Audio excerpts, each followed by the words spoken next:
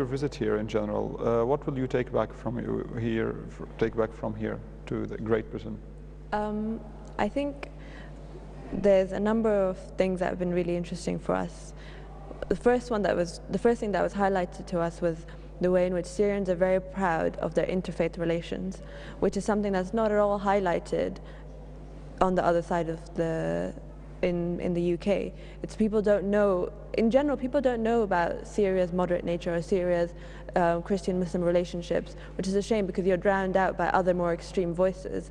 And it's really important that people in the UK do have an understanding of the ways in which Muslims and Christians live together, the way they interact with each other, so we can challenge the notions of this conflict between East and West.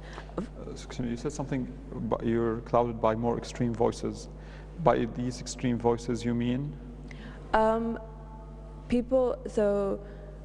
you have examples of countries in which, like overall, in the overall Islamic world? In the general Islamic world, the perception that people get, the news reports, the same way you get news reports about us, we get news reports about the Arab world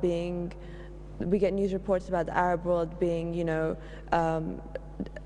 aggressive towards Christians, there's no Christians in this country, or there's aggression between these groups, or a number of different stories that you'd hear, which are not necessarily always accurate. But then it's also, you should come then as Syrians should come as a delegation to the UK and challenge those notions, you know.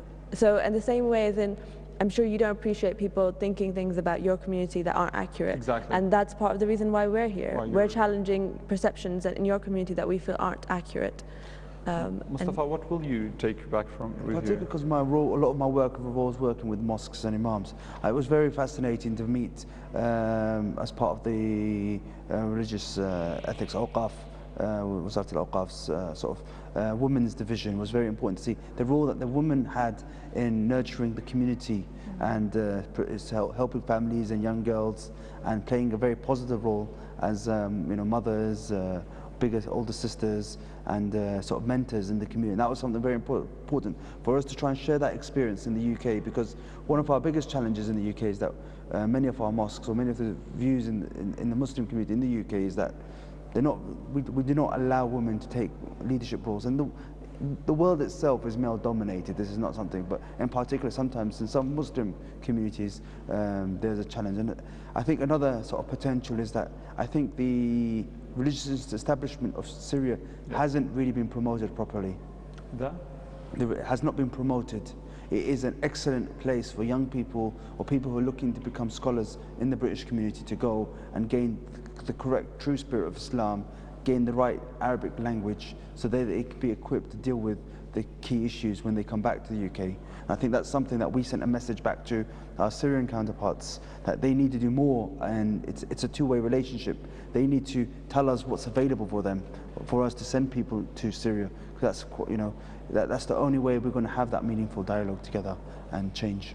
Hoping that we would create more dialogue and people understand each other better. Maybe in your next visit you will see people more understanding of the British community and more understanding in Britain. We thank you very much for being with us. Farah Elahi and Mustafa Field from the United Kingdom, who joined us tonight to speak about Islamic communities in the United Kingdom. And for you, our viewers, thank you for being with us. Hope to meet you again. Bye-bye.